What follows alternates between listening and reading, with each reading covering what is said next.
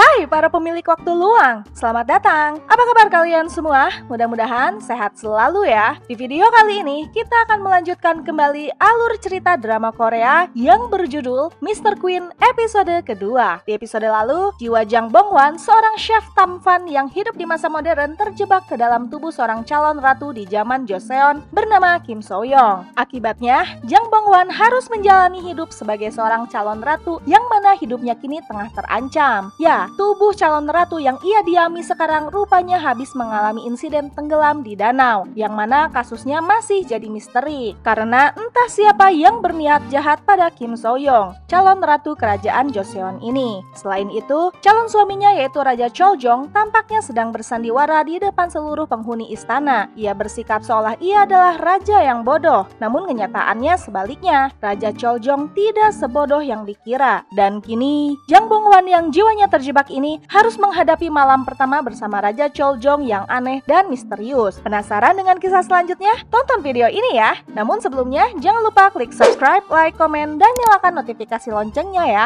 supaya bisa dapat update drakor dan film dari channel ini. Dan buat yang sudah subscribe channel ini, terima kasih banyak ya. Dukungan kalian menjadi semangat bagi kami untuk mengembangkan channel ini. Langsung aja kita bahas drakornya, check it out. Jang Bong-hwan yang jiwanya terjebak dalam tubuh Ratu Kim So-young yang kini telah menjadi istri Raja Choljong pun panik bukan main melihat sang raja melepas baju dan hendak mematikan penerangan. Jang Bong-hwan pun hendak mencegah sang raja untuk mematikan lilinnya, namun dengan sigap sang raja menangkis hingga Jang Bong-hwan malah jatuh ke pelukan sang raja. Rupanya pikiran Jang Bong-hwan mengenai malam pertama itu salah besar. Choljong malah mengajaknya minum-minum hingga ia pun memutuskan untuk tidur cepat. Melihat raja yang terkesan lesu di malam hari, pikiran Jang Bong-hwan pun berubah terhadap Choljong yang berdasarkan sejarah adalah seorang raja maniak. Sebelum tidur, Jang Bong-hwan pun mengikat bajunya dengan simpul nenek alias simpul mati supaya Choljong tidak macam-macam padanya selagi ia tertidur. Niat hati hendak bergadang, Jang Bong-hwan pun akhirnya teler juga. Choljong yang tengah tidur di sampingnya pun tampak tidak bisa tidur nyenyak karena bermimpi buruk. Seseorang menebas dirinya dengan sebilah pedang.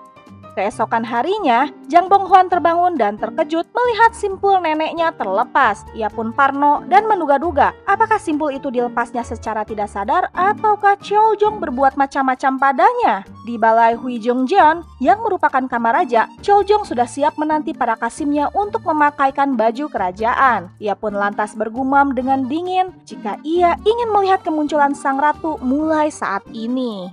Sementara itu, Jang Bong-hwan yang sedang dalam perjalanan pun tidak tenang dan kepikiran terus tentang kejadian semalam. Ia pun lantas bertanya pada para dayang kemana tujuan mereka pergi. Dan Dayang Choi pun mengatakan jika Ratu Kim So-young harus menemui Ibu Suri Agung Sun-won dan Ibu Suri Jo. Mendengar nama Ibu Suri Agung, Jang Bong-hwan pun kembali semangat karena Ibu Suri Agung Sun-won adalah satu-satunya orang yang bisa memberi perintah untuk kembali mengisi danau dengan air sebagai jalannya pulang ke dunia modern. Jang Bong-hwan pun lantas bertanya-tanya tentang Ibu Suri Agung Sun-won dan Ibu Suri Jo. Dayang Choi pun menjelaskan Ibu Suri Agung Sun-won adalah orang tua yang berasal dari klan Andong Kim, sama dengan klan asal Kim So-young. Sedangkan Ibu Suri Jo berasal dari klan Pung Yang Jo. Jang Bong-hwan pun paham jika nenek mertua dan ibu mertuanya itu adalah saingan. Ya, dasar Jang Bong-hwan ya, nggak tahan lihat wanita cantik. Melihat Jo Hwa-jin yang sedang melamun ditemani Dayang Wol, Jang Bong-hwan langsung meminta tandunya berhenti dan menghampiri Jo Hwa-jin tanpa mengingat jika dirinya kini adalah Ratu Kim So-young yang merupakan saingan dari Jo Hwa-jin. Jang Bong-hwan pun berlagak ganteng walaupun ujung-ujungnya bikin Jo Hwa-jin heran. Kok ratu saingannya jadi begitu?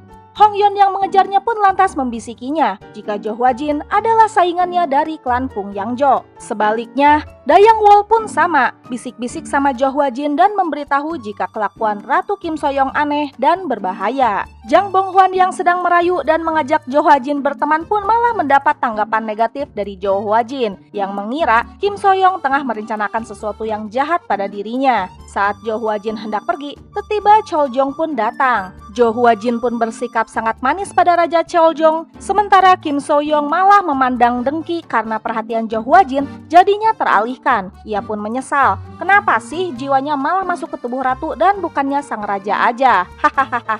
Sementara itu, para dayang pun punya acara perang sendiri dan saling melirik dengan tajam. Di situ, Choljong pun meminta agar Kim So-young segera melakukan pelantikan selir pada Jo Hwa-jin. Namun dengan dengki, Kim So-young alias Jang Bong-hwan pun menolak dengan alasan sibuk. Namun Choljong mengatakan ini perintah raja. Jang Bong-hwan pun menyumpahi supaya poligaminya hancur berantakan. Ia pun lantas meludah di depan sang raja yang kaget melihat kelakuan ratunya.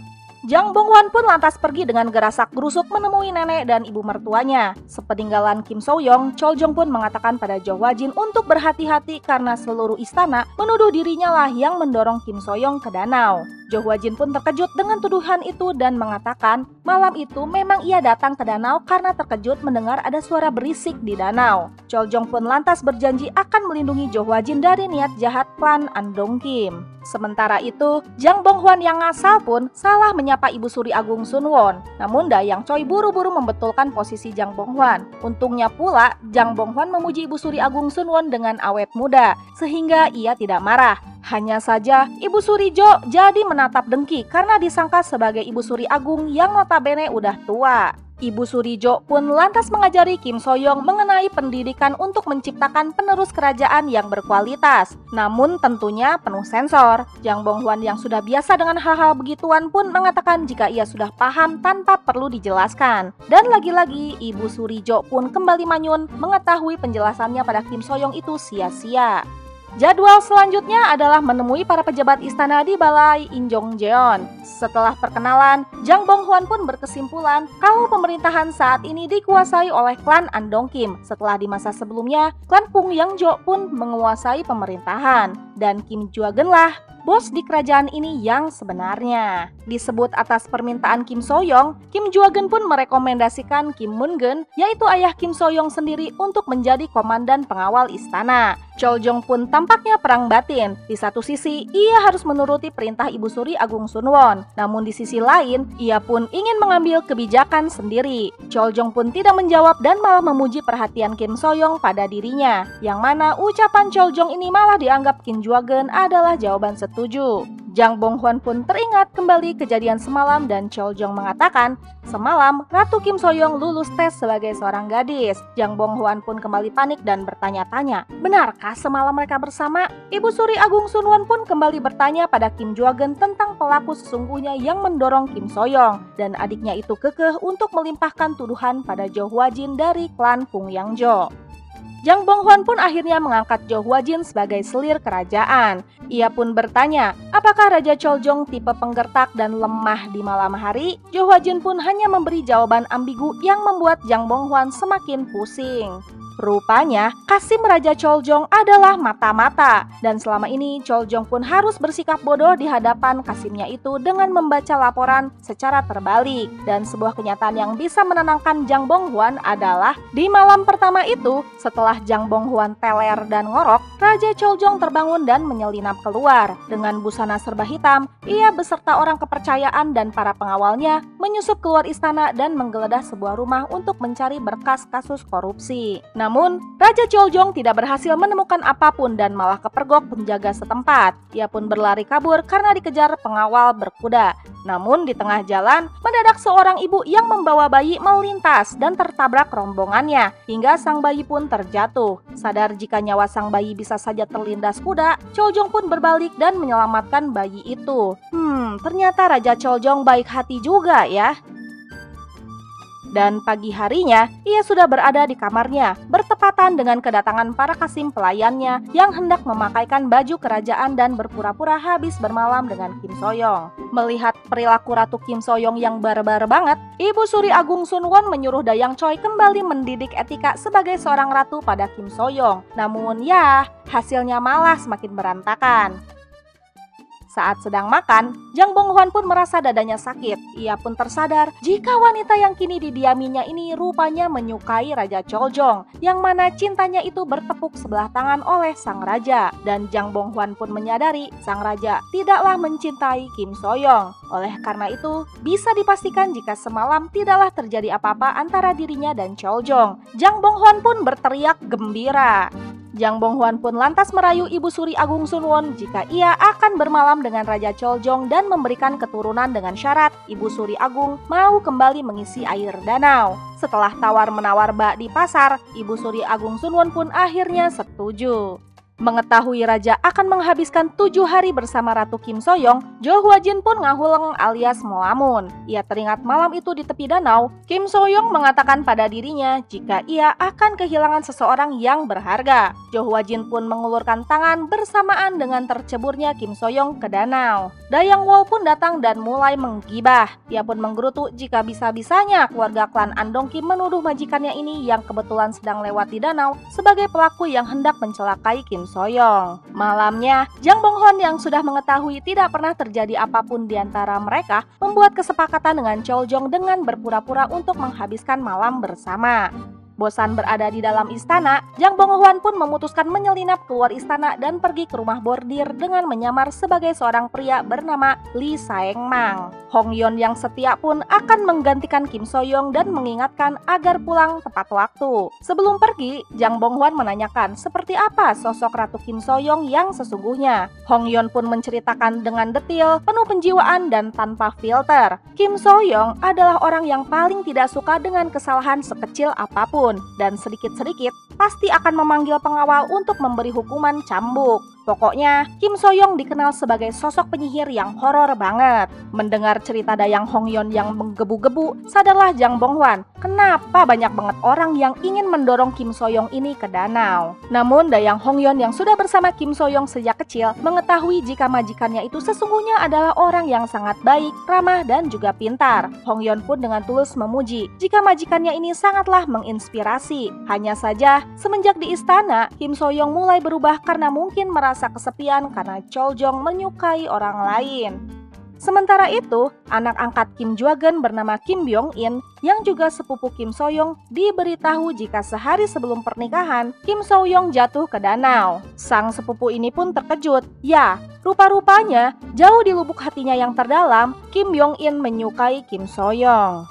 Di rumah bordir, Jang Bonghwan pun bersenang-senang hingga ia mabuk. Di tempat yang sama, Kim Byong-in pun tengah mengadakan pertemuan dengan orang yang merupakan kerabat jauh klan Pung Yang-jo yang hendak meminta jabatan untuk anaknya di pemerintahan. Kim Byong-in pun menyetujui menjadikannya sekretaris kerajaan dengan syarat ia mau berkorban jika dibutuhkan.